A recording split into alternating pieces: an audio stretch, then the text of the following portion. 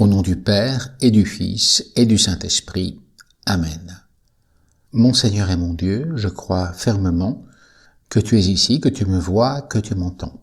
Je t'adore avec profonde révérence. Je te demande le pardon de mes péchés et la grâce de faire avec profit ce moment de prière. Marie, ma Mère Immaculée, Saint Joseph et mon ange gardien, intercédez pour moi.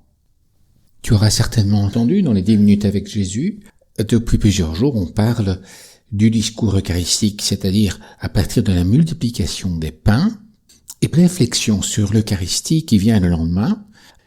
Jésus te dit toute une série de choses hyper importantes.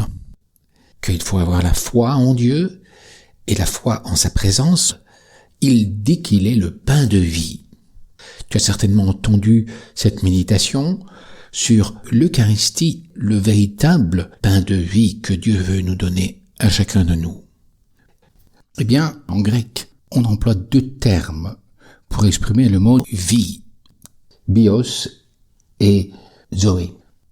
Saint Jean emploie souvent le mot zoé pour exprimer la vie, et pratiquement pas le mot bios. Bios exprime plutôt mes choix de vie, ma vie actualisée. Et en parlant avec un prêtre qui travaille à Athènes, en Grèce, il me faisait remarquer qu'il y a pas mal de filles qui portent le nom de Zoé. Mais personne n'est appelé bios. On le confondrait peut-être avec un produit bio. En tout cas, le Christ dirait plutôt qu'il faut manger ce pain comme si c'était un produit Zoé. L'énergie vitale, puissance de la vie. Jésus nous dit aujourd'hui qu'il est le pain de vie, Zoé, qu'il est la source de vie, pleine de liberté, cette autonomie, celle qu'il nous a donnée au départ, à la conception. Cette capacité ouverte. As-tu déjà réfléchi d'où te vient cette vie humaine, consciente et libre? Tu expérimentes en toi une vie personnelle, une conscience de toi-même, qui est une merveille, un miracle. C'est une chose inexplicable, cette autoconscience mystérieuse d'être, d'exister, et de jouir aussi d'une certaine autonomie dans la pensée, dans les désirs, dans l'exercice de ta liberté. Les neurosciences actuelles sont incapables d'expliquer l'origine de cette vie supérieure que tout être humain conscient expérimente en lui-même.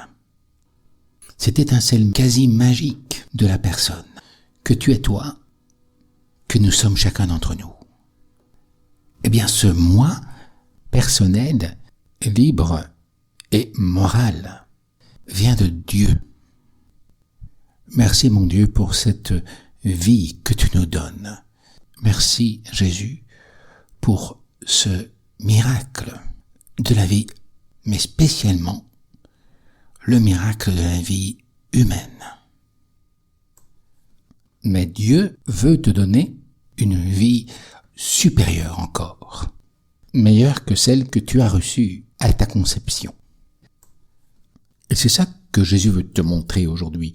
Il te donne cette vitalité surnaturelle, éternelle, justement à travers l'Eucharistie.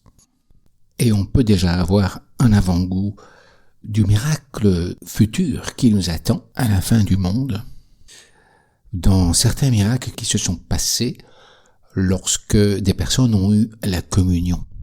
Le dernier en date est celui de Jimena aux Journées mondiales de la jeunesse à Fatima l'an dernier. Et Jésus dira aussi: je suis le chemin, la vérité, la vie. La vérité vous rendra libre, dit-il. Qu'est-ce que tu aimerais avoir comme vie? T'as-tu déjà posé cette question? Dieu, et donc Jésus, sait que nous aimerions une meilleure vie que celle que nous avons sur cette terre. Même ceux qui sont comblés ne connaissent pas le plan que Dieu a pour chacun d'eux, pour toi, pour moi. Jésus te donne une vie pleine de liberté. C'est-à-dire, il nous donnera cette autonomie extraordinaire et divine que nous aurons avec lui au paradis. C'est pourquoi le Christ insiste tout le temps sur ce mot « vie ». Permets-moi de te répéter quelques paroles que le Christ nous adresse à tous, à toi aussi en particulier. Tu veux avoir la vie, la vraie vie, celle que j'ai et que je peux donner à qui je veux, à qui la mérite. Je suis venu pour te donner la vie et te la donner en abondance. Et l'eau que je te donnerai à boire sera en toi comme une source jaillissante de vie éternelle, la vie de Dieu. Mais il y a aussi une volonté expresse du Christ de donner à tous et à toutes accès à cette source de vie. Père, qu'il soit un en nous, comme toi tu es en moi et moi je suis en toi. Et peut-être que l'image la meilleure que nous ayons de cela, c'est le miracle qu'il a fait, le miracle de la multiplication des pains. Et les gens ont tous mangé ce pain miraculeux. C'est une chose extraordinaire parce que dans le fond, le miracle a touché toutes les personnes qui étaient présentes et pas simplement l'un ou l'autre malade, mais ici, chaque personne a eu un contact direct avec le miracle. Il avait fait un pain succulent et il leur dit: ne me cherchez pas pour le pain matériel que je pourrais vous donner, mais pour la vie éternelle dont je suis la source, comme fils de Dieu. Pour avoir la vie, croyez en moi. Dieu vous donne un aliment bien supérieur, le vrai pain, et ce pain, c'est moi. Le pain représente la nourriture naturelle qui est censée nous maintenir en vie.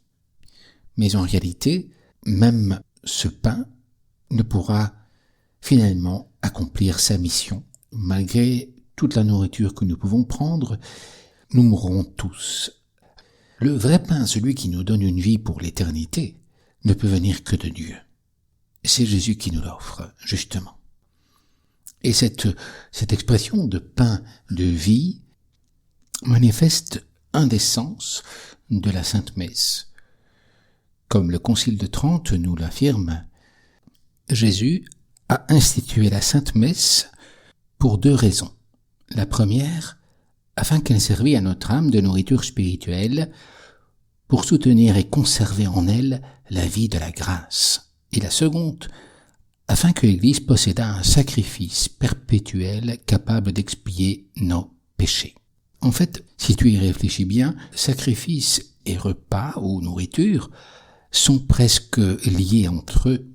Presque tous les repas que nous prenons ne peuvent pas venir uniquement de minéraux, mais viennent aussi de vie ou de parties vivantes qui sont mortes.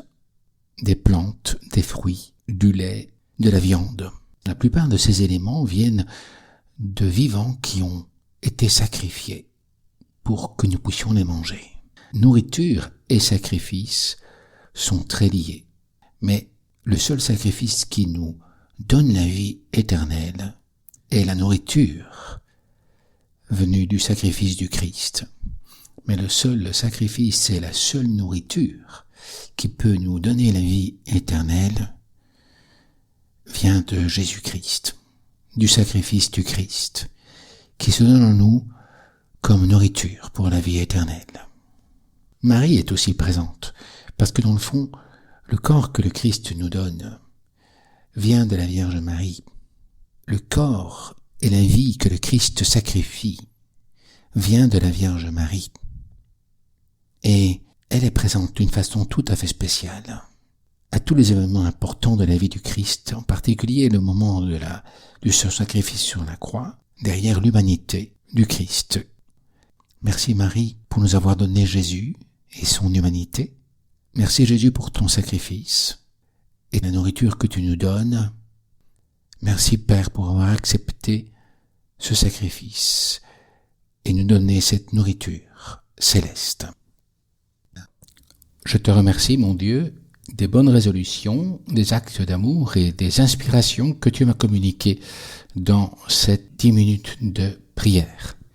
Je te demande de m'aider à les mettre en pratique. Marie, ma mère immaculée, Saint Joseph et mon ange gardien, intercédez pour moi. Au nom du Père et du Fils, et du Saint-Esprit. Amen.